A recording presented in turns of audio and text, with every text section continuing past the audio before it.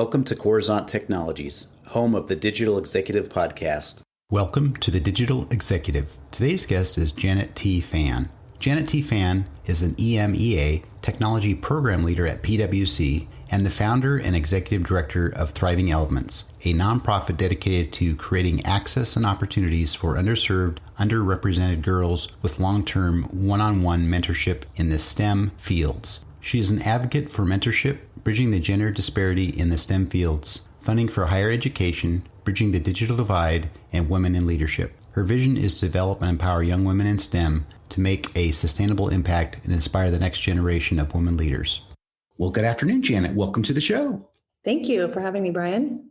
Awesome, Janet. I appreciate you jumping on. And I know that you're from the United States, but you are currently living in Switzerland, which is really, really cool. And Janet, as you may know, I've interviewed guests from all over the world, 30 countries and growing. So this is always exciting and fun. So Janet, let's jump into the questions.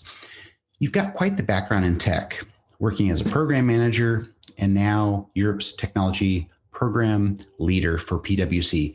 Could you share with our audience what drives you and what has contributed to your success? Yes, absolutely. And I also wanted to mention that it's been beautiful being here in Switzerland and being able to snowboard the Swiss Alps. So I'm glad that you opened your opportunity and the podcast up to global leaders. So to answer your question, what drives me and contributes to my success? I would say there are three things. One, my mentors, the ability to communicate to different backgrounds, and then also the drive for execution.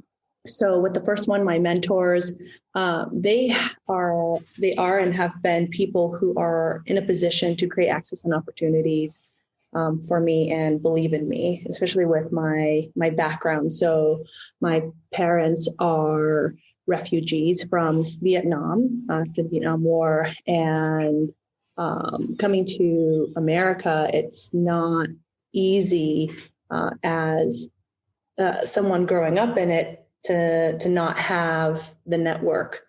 So my mentors have been instrumental to get me here. I think it's also in the technology field, you need to communicate with so many different people in order for it to be effective, for the technology to be effective.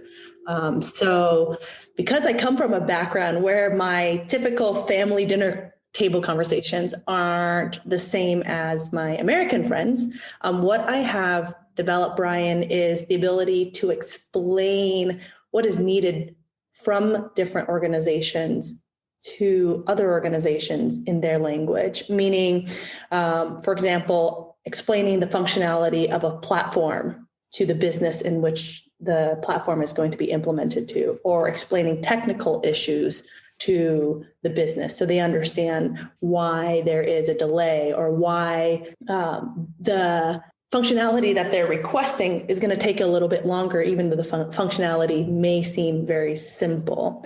I think that's important when you are in a technical program management role, because you're dealing with people with different backgrounds. So being able to bring that communication into a way that the different types of backgrounds understand what I'm talking about. And then the third one would be execution. So when I come into a program, it's either, hey, Janet, there's a program that we have a vision for, and we need to develop and implement this platform. Or it's, hey, Janet, there's a program. It's been running for 2 or 3 years. We haven't been able to get the platform across the finish line for the business. Come help us. And I think it's been my commitment and endurance to deliver on programs and help solve problems that are worth fighting for. So, for example, what is it that may be hindering user experience when the platform is being rolled out? Or is there a financial impact on the way a contract is structured for the different countries that are involved? Or is there a way to eliminate redundancy when it comes to processes, policies, regulations. So I think keeping that in mind, it can be daunting and overwhelming to people. And I think the endurance in that is key, because some people might give up after being told no 1, 2, 3, 4 times. But if it's a problem that I believe is worth fighting for the people of the platform who are using the platform, who are responsible for the platform, then that has given me the ability to, I believe, be successful in this space.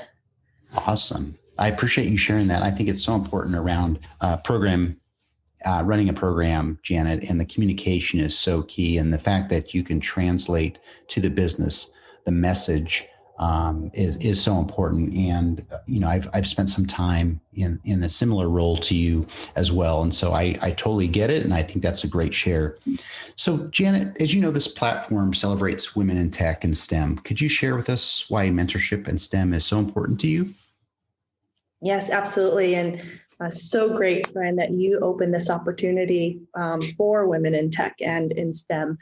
So mentorship in STEM is important for me because, first of all, my mentors have been able to give me a different perspective. They are able to see more in me than I see in myself. And they are someone who I can confide in with my professional challenges. For example, when I was in an IT internship, I shared with my mentor, hey, I get so nervous when I'm presenting in front of people and public speaking. I know I need to work on this. And so he gave me all of these opportunities during my internship. And then we would even plant people in the meeting to let them know that, hey, I need feedback about my presentation afterwards. So then I got all this feedback, and then I would have more and more opportunities to practice. And so that was very helpful. And I will also reiterate what I said before, is that my mentors have created access to opportunities for me that I wouldn't otherwise have. So, but I also ask for it, meaning mentoring is a two-way street, but it needs to be driven by the mentee in order for the mentor to know what they can help with. And this is why it's important for the mentees of Thriving Elements. This is the point that we really press with them. Like, hey, we have provided you this STEM mentor, and it is up to you to take advantage of the access and opportunities that we provide you. That's awesome. And I think mentorship is so, so important. And we talk about that a lot on our show, and we partner with some other people in technology, CEOs, Silicon Valley CEOs that give back and mentor. And that's something that I take pride in, is mentoring. And I mentor people just as we speak today. So thank you for sharing that. And Janet. Oh, sorry. I have one more point, if that's okay. Uh-huh. Yeah, I just also I like what you're saying about you mentoring people in these areas. And I'm sure you've come across a plethora of personalities and skill sets in these areas. And that's why I think it's also important that we need to shift the narrative of STEM careers and tech in particular, because I'm in the tech area, in order to expand it to make it more appealing to women. For example, when leaders talk about getting more women or girls into tech, we talk about, let's get them into computer programming classes. But I think that's the wrong message. I think we need to expand it and say, hey, the personalities and skill sets of all people are relevant in making sure that technology is effective.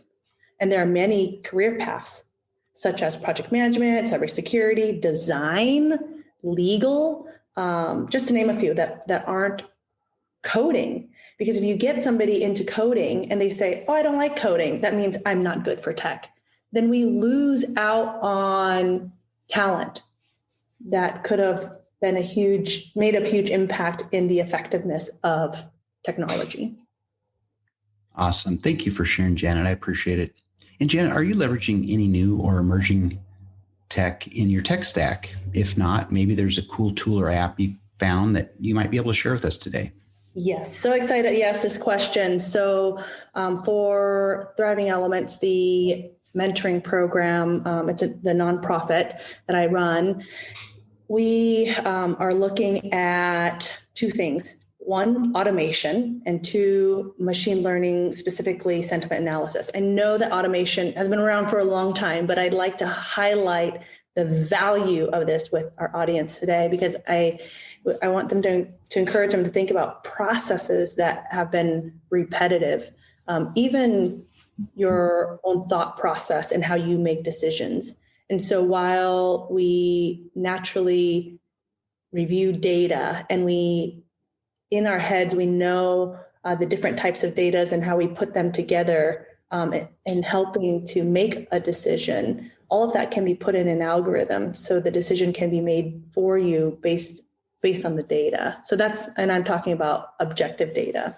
And now where the machine learning and specific to sentiment analysis comes in is subjective data. So as you are reviewing your data set and looking at the written responses, the subjective data, that can be built in an algorithm as well. And so that's what we use at Thriving Elements to figure out the best mentor-mentee matches based on responses of mentors and mentees when they have had one-on-one quick speed networking sessions with various mentors and mentees so that we can make a best match. And then we will also go back into the application and take a look at what was their response for why they wanted to be in the program in the capacity of a mentor or mentee. And so that sentiment analysis, while it's quite tricky, this is what we are working on to help us with our mentoring program. Awesome. I appreciate you sharing that. And I think it's great that we can leverage some technology to assist us humans, right, in some of our behavioral analysis. So thank you. And Janet, last question, if you could briefly just share something from your career experience that might be helpful for those looking to grow their career in, tech or leadership. Yes. So if I haven't already messaged this, I believe that those who are looking to grow their career in technology or leadership, to get a mentor. It's so instrumental, and they don't teach us how to do it in schools or in the workplace. And so there are many articles out there that share tips on how to be a mentor or how to be a good mentee. And so if you're looking to grow your career, look up articles on how to be a good mentee. And one of the key things on when you are working with a mentor, it's like you need to be in the driver's seat of developing and maintaining that mentoring relationship. And I can't stress how important that is.